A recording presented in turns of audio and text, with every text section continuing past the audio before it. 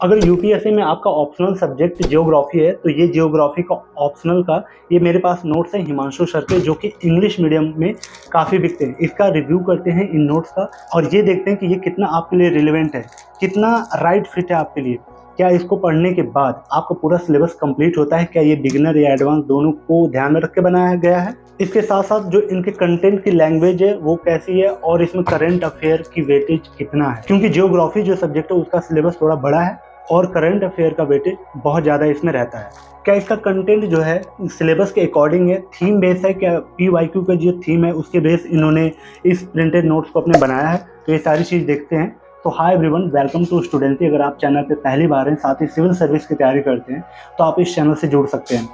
इसका चलिए डिटेल में रिव्यू करते हैं, उसके बाद मैं आपको इसका परचेज करने का प्रोसेस बताऊंगा कि आप इसको कैसे परचेज कर सकते हो। ये आपको प्रिंटेड नोट्स दिख रहा है हिमांशु सर का, जो जिसमें कि 18 बुकलेट है, और इनका जो क्लास नोट्स है जो कि किसी एस्पिरेंट के द्वारा नोट डाउन किया उनके क्लास को टॉपिक वाइज, तो वो आपको 7 बुकलेट मिलेगा। तो सबसे पहले हम लोग प्रिंटेड नोट्स देख लेते हैं, उसके बाद क्लास नोट्स देखेंगे। तो आपको पता होगा कि 2 ऑप्शनल का पेपर होता है आपका 250 मार्क्स के। तो इसमें इन्होंने 18 बुकलेट 1 से लेकर 18 तक दिया हुआ है, लेकिन अगर आप इनके नोट्स को सिलेबस वाइज अगर बांटो तो इसमें जो ये 8 बुकलेट हैं, ठीक है, ये पेपर 1 के लिए और 9 से जो 18 तक हैं ये पेपर 2 के लिए है। जैसे पहला पार्ट है इसमें क्लाइमेटोलॉजी, ठीक है, दूसरे में जियोमॉर्फोलॉजी, ओशनोलॉजी तीसरे में, पर्सपेक्टिव चौथे में, पाँचवें में है पॉपुलेशन सेटलमेंट 6 में, बायोजियोग्राफी 7वें में, 8वां हो गया जियोमॉर्फोलॉजी, 9वां हो गया फिजिकल सिटिंग, 10वां इन्वायरमेंटल जियोग्राफी, इंडस्ट्रियल जियोग्राफी, 12वां agriculture, resource, regional planning, political geography, transport, commerce and trade 16वां में मिलेगा आपको। 17वें पार्ट में आपको कल्चरल सिटिंग, इकोनॉमिक जियोग्राफी 18 में। तो पहला बुकलेट क्लाइमेटोलॉजी, जब आप इसको ओपन करोगे आप देखो एक्सप्लेनेशन इनका, वेदर एंड क्लाइमेट,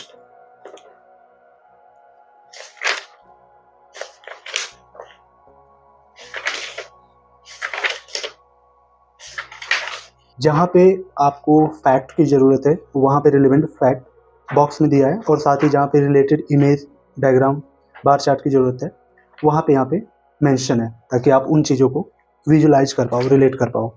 और एक बात, जैसे ये प्रिंटेड नोट्स जो होते हैं इसमें अगर कितने लोगों को होगा कि इसके अलावा भी आप स्टैंडर्ड बुक पढ़नी पड़ेगी या फिर NCERT देखनी पड़ेगी। वैसे ये आपका ऑप्शनल है, जितना डिटेल में आपको पर्टिकुलर किसी एक टॉपिक पे नॉलेज होनी चाहिए उतना बेटर है। चाहे अब आप किसी क्लास नोट से लो, स्टैंडर्ड बुक से लो, NCERT से लो, या फिर टीचर के इतने साल का एक्सपीरियंस अपना खुद का होता है, वो सारा निचोड़ इन प्रिंटेड नोट्स में वो देते हैं, ठीक है। तो आप किसी भी, जैसे ये नोट्स हिमांशु सर का है, तो इसमें उन्होंने स्टैंडर्ड बुक NCERT को ध्यान में रखते हुए अदर सोर्स जो होते हैं, जहाँ से अदर सोर्स से भी इन्होंने लिया है, और साथ ही इनका इतना लंबा एक्सपीरियंस है ना, तो आप उस टीचर के पूरे एक्सपीरियंस का निचोड़ उनके बुकलेट में देखते हो, ठीक है। तो ये जो बुक्स है आपको फिर उसके बाद स्टैंडर्ड बुक की जरूरत नहीं पड़ेगी, क्योंकि उन्हीं सबका तो निचोड़ इसमें होता है, ठीक है। तो ये जियोमॉर्फोलॉजी, तीसरा ओशनोलॉजी, थर्ड पार्ट। देखो इसमें पढ़ना क्या है, इनका सिलेबस क्या है, आप देखो इन सिलेबस को इन्होंने 9 पार्ट में ब्रेक किया हुआ है ओशनोलॉजी को। आप इनके पेज को देखो, पर्टिकुलर एक पेज पे आपको जो ये कंटेंट दिख रहा है, ठीक है, कंटेंट को थोड़ा बैलेंस आपको दिखेगा पर्टिकुलर उस टॉपिक पे। बैलेंस किस बात का, कि जैसे क्या होता है कि कुछ ह्यूमैनिटी वाले बच्चे होंगे, कुछ टेक्निकल बैकग्राउंड के बच्चे होंगे। ह्यूमैनिटी वाले को उनका जो हैबिट है पैराग्राफ वाइज रहता है ज़्यादातर, लेकिन जो टेक्निकल बच्चे हैं, जो टेक्निकल स्टूडेंट होते हैं, उनको थोड़ा डायग्राम, इमेज, फ्लो चार्ट, मतलब विजुअल एड्स के साथ तो ज़्यादा प्रेफर करते हैं पढ़ना, और कुछ पॉइंट वाइज उनको चाहिए होता है। तो इन दोनों का ना आपको बैलेंस इसमें दिखेगा। आई बर्डन नहीं होगा, आई पे बर्डन नहीं पड़ेगा आपके। क्यों? क्योंकि थोड़ा स्पेस इनमें है, फ़ॉन्ट छोटे हैं लेकिन इनके बीच में स्पेस ठीक है। आप अपने करंट अफेयर का सोर्स क्लियर रखना किसी भी नोट्स के साथ में, और इसमें तो खास तौर से ज़्यादा, ठीक है, क्योंकि पिछले 2 साल 1.5 साल से करंट अफेयर पूछ लिए जाते हैं। एक चीज़ और, ये कितना प्रैक्टिकल है एक एस्पिरेंट के लिए। प्रैक्टिकल मतलब क्या ये रिवीजन फ्रेंडली है, या फिर बर्नआउट आप हो सकते हो किसी एक बुकलेट को पढ़ के, या फिर एक बुकलेट, क्या इस बुकलेट को रोटेट करके आप पढ़ सकते हो। जैसे कि ये यहाँ पे आपको बायोजियोग्राफी दिख रहा है, क्लाइमेटोलॉजी दिख रहा है, जियोमॉर्फोलॉजी दिख रहा है, इनको लिंक करके क्या पढ़ सकते हो। तो बिल्कुल हाँ, इनका जो सर ने पार्ट वाइज ब्रेक किया हुआ है, इसकी वजह ही यही है कि ये सीक्वेंस वाइज दिए हैं कि पहले इस पार्ट को जब पढ़ोगे तो उस तरह का माइंड फ्रेम होगा आपका, उसके बाद जब दूसरे पार्ट पे आप आते हो तो उसी का लिंकिंग दूसरा पार्ट होता है, ठीक है। वरना अगर इसको पेपर वाइज बांटना हो तो ये अलग अलग सेगमेंट में बनता, तो कुछ टॉपिक दूसरे पार्ट में हो जाते, कुछ टॉपिक दूसरे पार्ट में हो जाते, तो थोड़ा रिलेट करने में दिक्कत होता, सिक्वल नहीं बन पाता, ठीक है।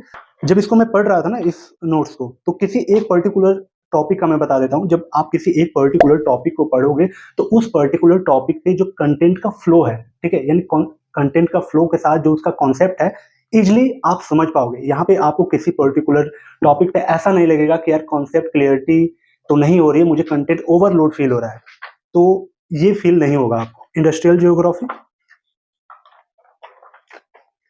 एग्रीकल्चर,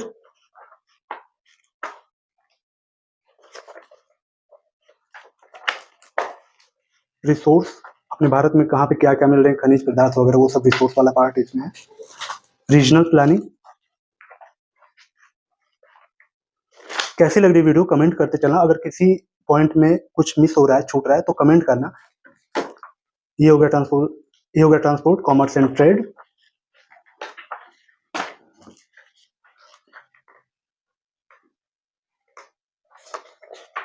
देखो प्रिंटेड नोट्स का एक प्लस पॉइंट ये भी होता है ना कि किसी पर्टिकुलर, जैसे कि कोई एक पर्टिकुलर टॉपिक है, टॉपिक के अंदर सब टॉपिक है और वो थोड़ा कॉम्प्लेक्स टाइप में होता है, उसके टर्म थोड़ा कॉम्प्लेक्स होते हैं, कॉन्सेप्ट उसके कॉम्प्लेक्स होते हैं, तो ये प्रिंटेड वाले जो नोट्स होते हैं वो थोड़ा इतना इलेबोरेट कर देते हैं कि एक बिगिनर बच्चा भी समझ लेगा और एक एडवांस वाला तो समझ लेगा। एडवांस मतलब जो एक दो बार अटेम्प्ट दे चुका है या फिर सिलेबस पे उसकी अच्छी पकड़ है, ठीक है। तो ये जो बिगिनर और एडवांस के बीच में खाई है उसे ये फुलफिल कर देता है प्रिंटेड वाला। लेकिन जो क्लास नोट्स होता है थोड़ा बिगिनर के लिए चैलेंजिंग हो जाता है जब तक उसके पास क्लास लेक्चर ना हो। अगर अपने वीडियो को कंक्लूड करें तो कंक्लूजन में ये है कि ये कंप्लीट जो 18 बुकलेट है अपने सिलेबस को पूरा कवर करता है, ठीक है, पेपर 1 और पेपर 2। जैसा कि आपने देखा 8 से जो 8 तक थी वो पेपर 1 को कवर करती है, उसके बाद जो है पेपर 2 को कंप्लीट कवर करती है, ठीक है। इनका जो कंटेंट का फ्लो आपने देखा कि एक सीक्वेंस में ये फ्लो दिए हैं। जो प्रिंटेड नोट्स हैं ये पूरा बुक का काम करते हैं और आपका कंप्लीट सिलेबस होता है। इसके अलावा आपको कंटेंट पढ़ने की जरूरत नहीं है, ऑलरेडी इसमें सारा स्टैंडर्ड बुक का कंटेंट, एनसीईआरटी का कंटेंट, इसके अलावा जो टीचर का अपना खुद का अनुभव इतने साल का होता है वो सारा निचोड़ इसमें है, ठीक है। तो आपको इधर उधर ज़्यादा भटकना नहीं पड़ेगा। इसके साथ साथ करंट अफेयर की बात कर लेते हैं। करंट अफेयर के लिए ना आप किसी भी कोचिंग के नोट्स पे पूरी तरीके से डिपेंड नहीं रहना। करंट अफेयर अपना अपडेट करते चलना साथ साथ, क्योंकि आपको पता है 1.5 साल 2 साल तक का पूछ लेता है, तो आप करंट अफेयर का सोर्स अपना रख के चलना। ये इसमें तो चलो ठीक है, इसके अलावा भी आप करंट अफेयर मंथली मैगजीन से या फिर पीटी 365 वगैरह से जैसे भी आपको करंट अफेयर का लिंकिंग करके चलना, तो करंट अफेयर का सोर्स अपना लेके चलना साथ साथ में, काफी हेल्प रहेगा आपको। हाँ, स्टैटिक्स के लिए इनफ है। और इसके साथ साथ विजुअल ऐड, ठीक है, यहाँ पे फ्लो चार्ट डायग्राम थोड़ा थोड़ा दिया है, इमेज जहाँ पे जरूरत है रिलेवेंट वहाँ पे दिया है, तो इससे एक जो टेक्निकल बैकग्राउंड वाला एस्पिरेंट है ना उसको भी समझने में ये इजी होगा। जो ह्यूमैनिटी वाले हैं वो तो इजीली समझ जाएंगे, टेक्निकल बैकग्राउंड के लिए भी ज़्यादा ये टफ नहीं है, इजीली वो समझ लेंगे, क्योंकि ये सब्जेक्ट भी थोड़ा टेक्निकल की तरफ जाता है, क्योंकि बहुत सारे ऐसे टेक्निकल टर्म्स हैं, ठीक है, उसको इस बुक में सिंप्लीफाइड फॉर्म में सर ने इसको डिजाइन करवाया है। और पढ़ते समय जब आप किसी भी टॉपिक को पढ़ोगे, ठीक है, किसी भी पॉइंट को, किसी भी टॉपिक को पढ़ोगे तो वहाँ पे आपको जो कंटेंट इनफ मिल जाएगा, आपको कंटेंट ना कम लगेगा ना बहुत ज़्यादा लगेगा, यानी ओवरलोड नहीं है। रही बात रिवीजन फ्रेंडली, कि क्या ये रिवीजन फ्रेंडली है नोट्स, तो देखो इसको जब आप पढ़ोगे ना तो इसके साथ में आपको एक अपना नोट बनाना पड़ेगा, नोट्स बनाते चलना पड़ेगा, क्योंकि ये लास्ट टाइम में इतना रिवाइज करना बहुत मुश्किल हो जाएगा आपको। तो ये आपका बेस कंप्लीट बना देता है, आपको उस लेवल पे सोचने के लिए रेडी कर देता है ये कंप्लीटली नोट्स। लेकिन आप पैरेलल अपना नोट्स साथ साथ में बनाते चलना, ठीक है। तो ओवरऑल ये बढ़िया नोट्स है, देख सकते हो आप, इसके साथ जा सकते हो मार्केट में, काफ़ी अच्छा सर का नाम है और काफ़ी अच्छा नोट्स ये बिकता है। तो इसको परचेज करने का प्रोसेस आपको बता देता हूँ।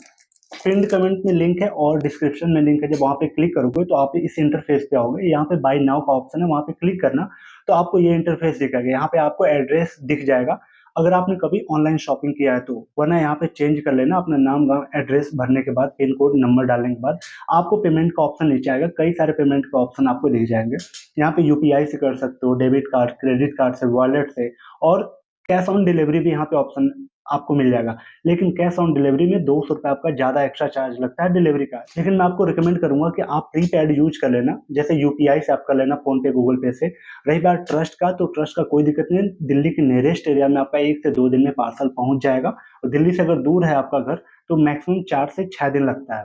ठीक है? आपका पार्सल ईज़िली अच्छे से पहुँच जाता है। इसके अलावा भी आप नोट्स लेना चाहते हो जीएस के, या फिर ऑप्शनल अदर कोई देखना चाह रहे हो, टेस्ट सीरीज़ देखना चाह रहे हो, और भी अदर कुछ कंटेंट देखना चाह रहे हो, आपको यहाँ पे सारी चीज़ मिल जाती है। डिस्क्रिप्शन में लिंक है, वहाँ से जाके आप परचेज़ कर सकते हो।